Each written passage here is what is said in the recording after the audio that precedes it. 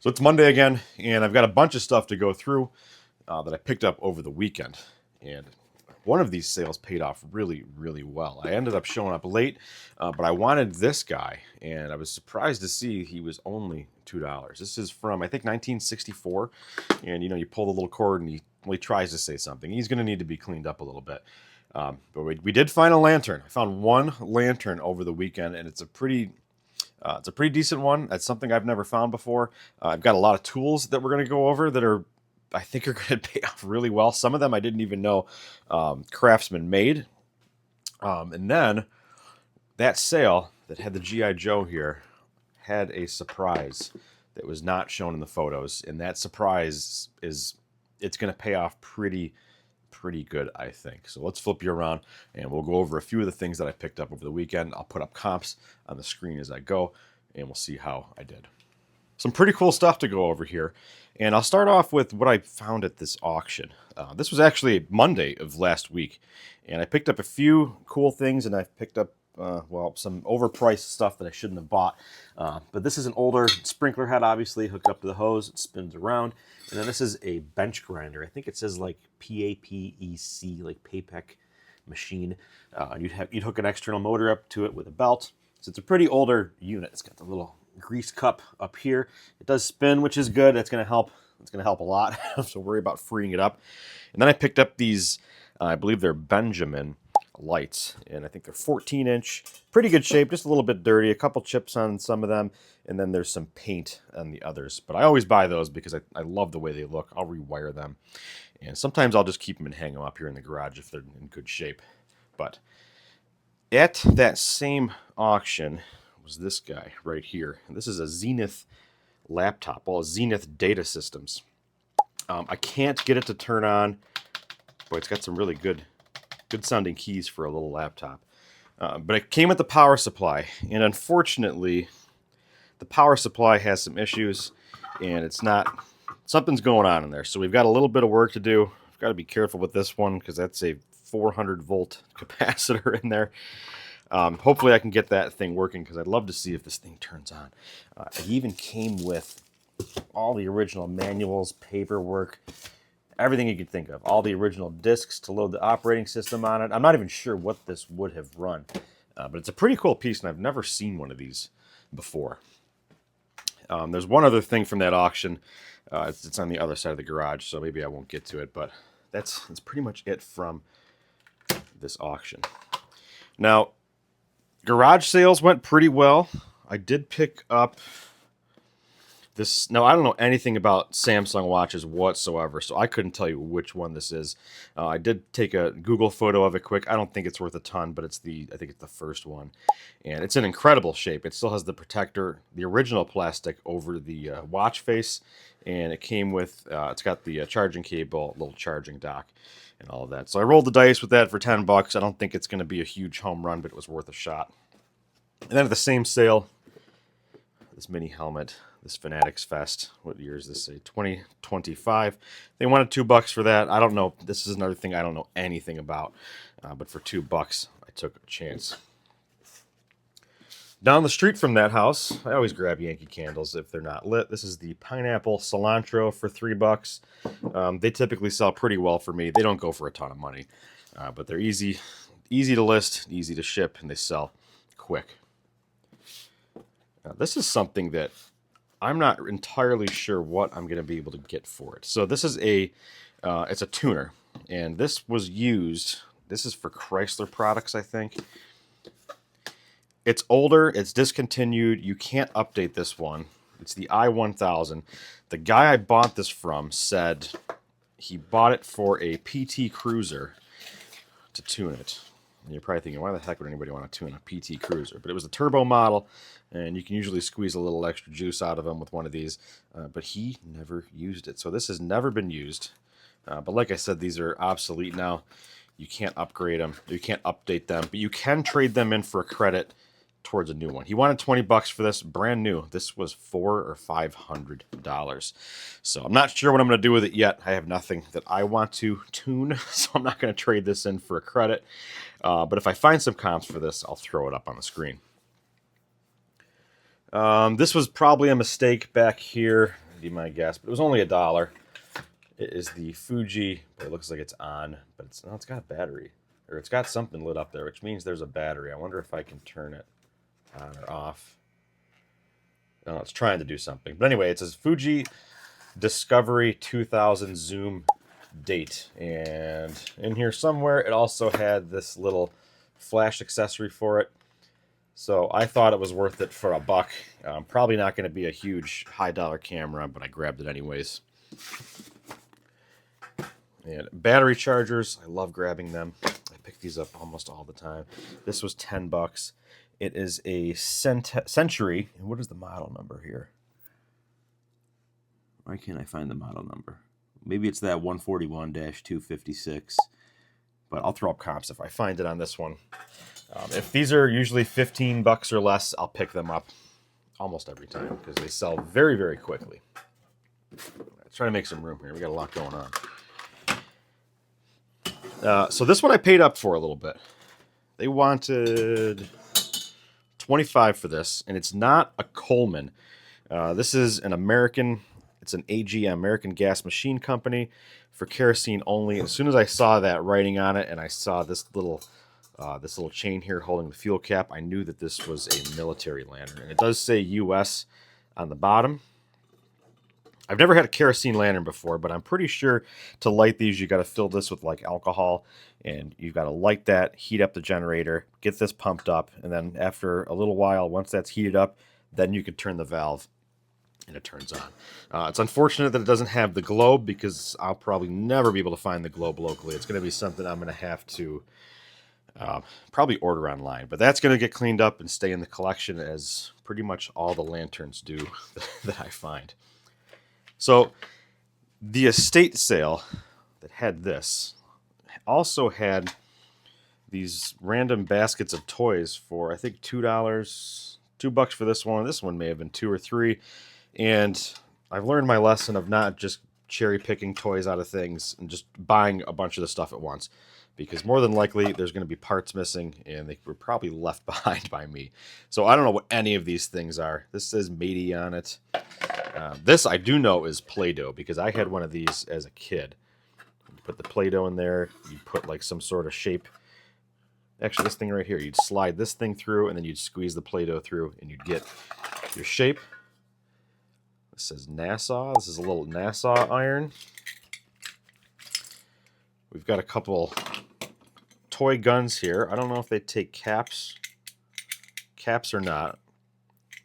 I do know these old cap guns can sometimes bring some good money, but I don't think these are cap guns. I could be wrong. Yeah, I don't think they're cap guns. And what else is in here? Some random plastic cows, a little thing you look through with a picture of some sort inside of it. And then let's go into this other basket here and see what's in that one.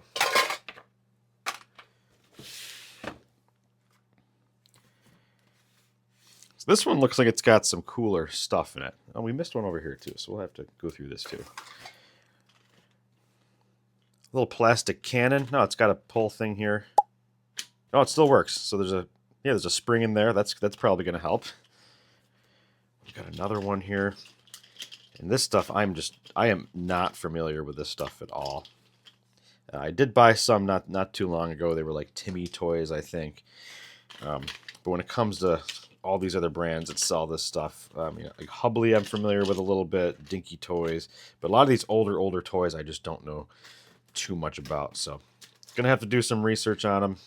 There's a nifty another little cannon. But see, a lot of these don't have markings on them. So Google image search is going to be my friend when it comes to these things over here. And the last basket, did this one have this was $2 also. This one here I believe is Hubley, made in USA. Should say, yeah, Hubley, right on the wheel. And this, I don't know what this is. This says Lido. Lots of little fence pieces. Again, no idea what these are. But this had some cool implements here inside of it. And I figured if I bought one basket, I might as well just buy them all, because you can see there's some stuff in here that looks like it's also in the other baskets. But we're going to have to do some research on these, go through them and see what they are. Hopefully, oh, this one's got a stamp on it, but it looks like it's broken in half. Just says made in USA.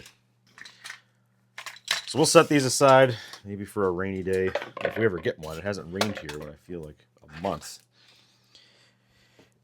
Okay, so we'll get to these tools in a minute.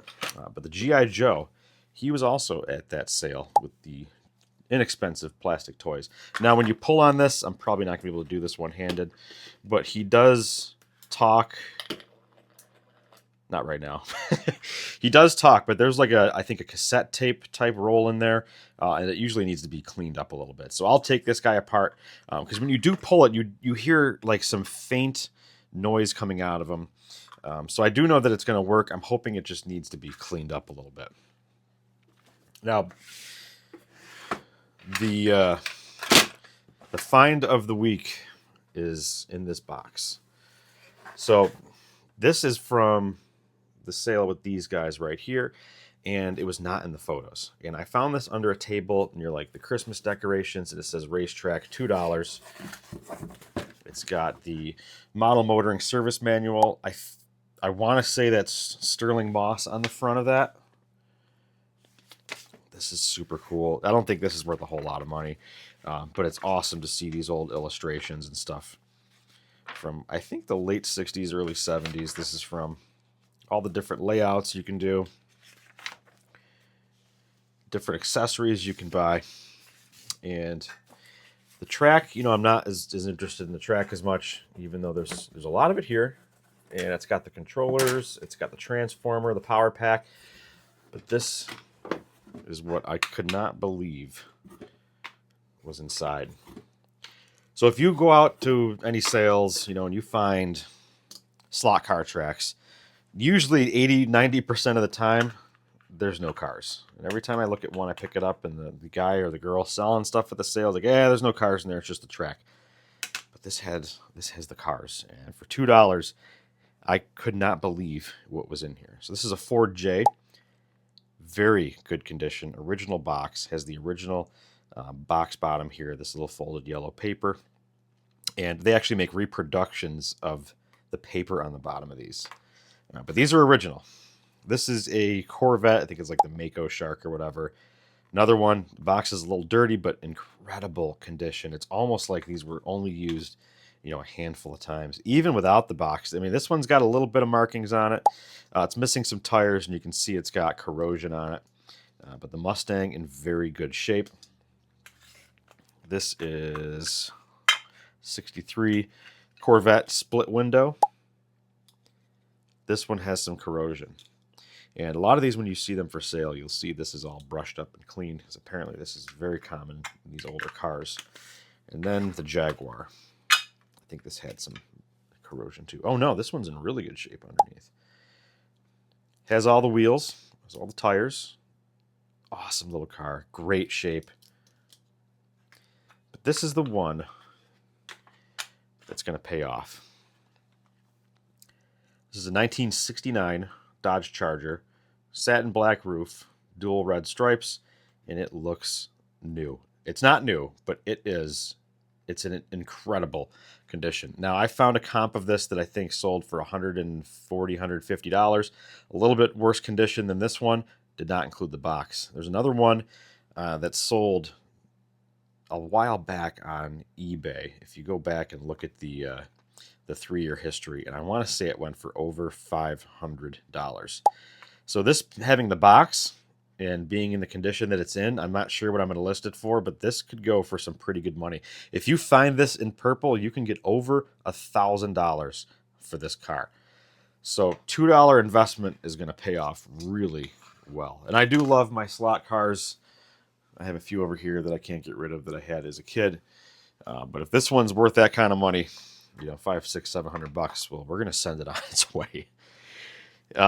So moving right along, I grabbed a Panasonic record player for $10, which I'm pretty sure was a mistake, but I'll throw up a comp. I'll look up, I don't know what the model number is off the top of my head, but I'll look up some comps and I'll throw them on the screen. And now the last sale that I went to, I found this Rally Lights belt buckle for, let's spin it over, for $1. Pretty good condition. No idea what this is, but belt buckles for $1. I'll buy them. And then some Craftsman damaged bolt removers that don't look like they've ever been opened. I think this is only a couple bucks as well. And then another one. Loads of dust on it. Also does not look like it's ever been used. Now, some of the bolos here, some tools you're going to want to look out for. Obviously, you know, Snap-on, certain Craftsman, but I didn't even know Craftsman made these wrenches. And it says stainless on it right here, Craftsman, and it's got a number of 43762. This is the 3/8 drive. I've never seen this before. I spent a lot of time in Sears when I was younger, buying tools and just hoarding tools. Here's another one here. This is the 1/4 inch, 43761. Cool little piece. Like I said, I had no clue that they made them. This isn't really worth much, but it's the Craftsman Circle H old school logo. And we'll get to these little guys here in a second. This was only $5, so I bought it. And I used to use these years ago. One of my old jobs. This is the 42358, the Craftsman Quick Wrench.